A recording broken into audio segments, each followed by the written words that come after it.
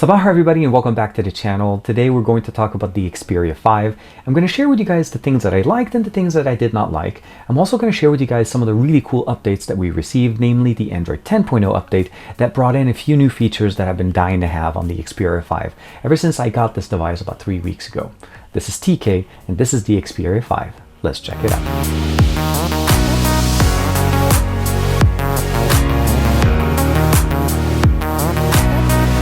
Like and subscribe and make sure you hit that bell icon so that you're always notified whenever we have new videos on the channel. In 2019, the Xperia 1 gave us the opportunity to see the best of what Sony has to offer. The Xperia 5 came in a little bit later with a smaller form factor and a few compromises as far as the specifications.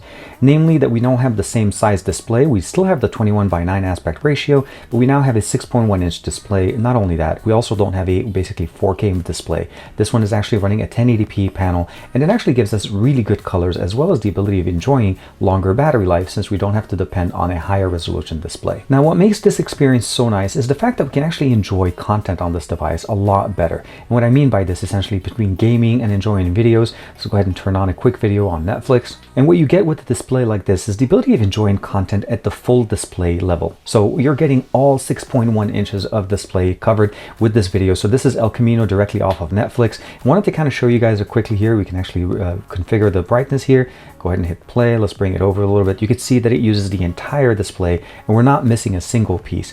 Marry that with the stereo speakers that we have here and of course the feedback that we get built in directly in here. So let's go ahead and change the volume. You'll notice here that we have the dynamic vibration with Netflix. You can actually increase that and reduce it and it actually responds to the actual content that's on the display. Now I turned off the video audio mostly because of copyright, but other than that, definitely enjoying Netflix on a device like this will always be enjoyable. The other reason why I really like this form factor is gaming.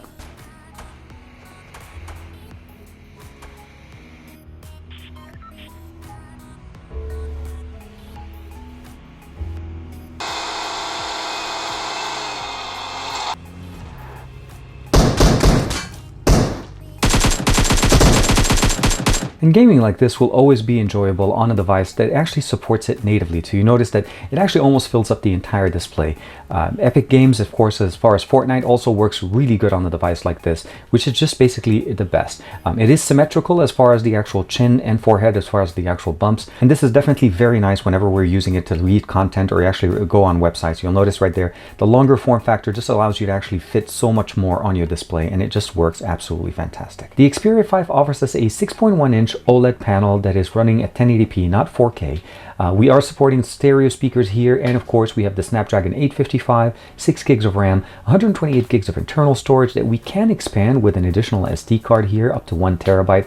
And of course one of the main benefits is the fact that it's toolless. No, you don't need a SIM ejector tool, and it still basically holds the IP rating that we have on this device. The cameras on the back are comprised of 3 12 megapixel sensors, one of them at a standard focal length, a wide angle lens, and a telephoto lens. On the front we have an 8 megapixel sensor that enables us to basically take great selfies. The earpiece does work as a second pair of speakers to provide us stereo speakers with Dolby Atmos configuration.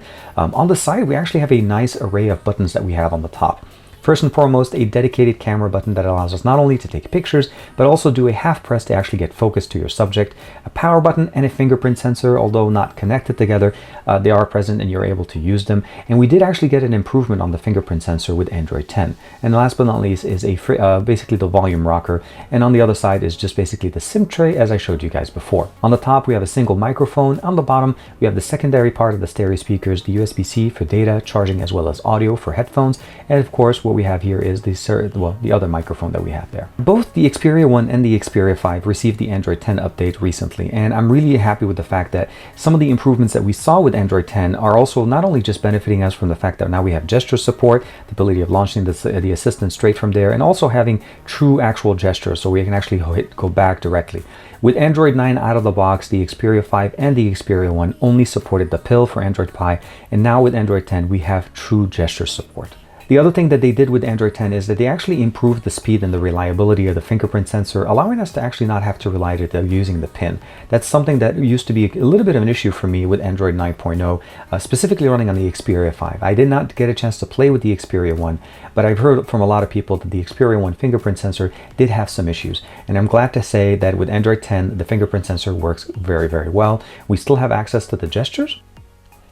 And this allows us to actually access a lot of shortcuts, mostly all of the applications installed on our device, but also jump into, let's say, split screen, or just be able to just launching something one-handed with this device. Although the fact of the matter is, this is definitely a lot smaller than the Xperia 1, we still sometimes will benefit from having gestures sitting over there. And of course, using gestures within Android 10.0 is definitely very appreciated. Now, the audio on this device is definitely going to be great. We do have Dolby Atmos support right out of the box. You can configure it, and then of course it automatically jumps into what you need it to work. You'll notice right there it's running on music or dynamic, and of course gestures, the ability of just swiping between different applications is just so nice. So let's go ahead and go back in here. Let's play a quick song. This is the Jumbo song from Alex Crindo from NCS Release.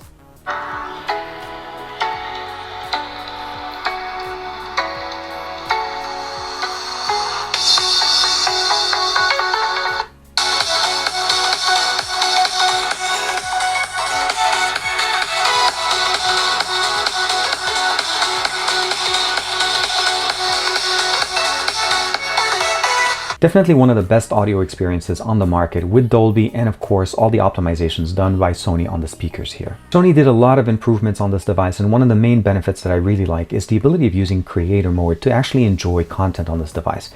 This actually allows you to have almost the exact experience with the creators of the content that you're trying to watch running on this display. So when you're watching movies using the creator mode, you're definitely going to get a much better color representation, 10-bit color and HDR specifications, basically up to the level that the creators of the movies that you're watching.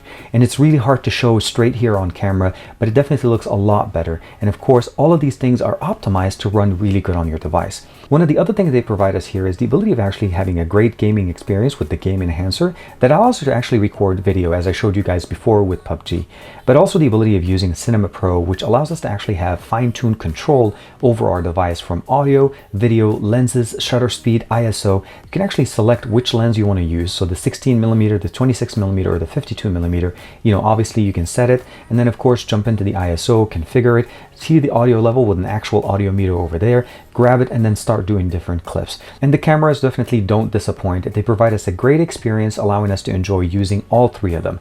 We have the standard focal length, the wide angle lens, and the telephoto lens, providing us some of the great experiences here. Now let's switch it over to some of the things that I'm not necessarily too happy about the Xperia 5. Namely is that not everything is compatible with the 21:9 aspect ratio yet. And what I mean by this, an example would be TikTok. And what I mean by this is, you can see definitely here that some of the words have actually been cut off. This is a duet, and you can see here that half of his face is cut off. It doesn't look like it's actually aligned correctly. And of course on the right side you can see 54 views to 5.4 million V. It's missing the W. Things like this sometimes will show up in here, specifically when you're starting to basically see that content that wasn't created or optimized to work with the longer form factor. Not that this is, again, a problem with the Xperia device, it's just that the form factor is so new, not everything is compatible with it 100% yet. The last couple of things on the Xperia 5 that concern me are concerning the back. We have a large glass back that could potentially support wireless charging, but we don't have it on the Xperia 5 or even on the Xperia 1. And of course, the cameras that we have on the back do not support 4K 60 frames per second. Although the Snapdragon 855 is more than capable of handling it, we still don't have it at the end of 2019, taking us in to 2020. Overall, the Xperia 5 will not disappoint. Now with Android 10.0, we have gesture support, we have a better implementation of the fingerprint sensor, no more issues the way we had them with Android Pie, and of course, great control over our cameras, and of course, how we enjoy content on this device. Let me know in the comments below, what do you guys think of the Xperia line of devices of 2019, and what would you like to see in 2020 from Sony? This is TK. I want to say thank you much for Sony for allowing me to check out the Xperia 5, and of course, I'll see you guys in the next video.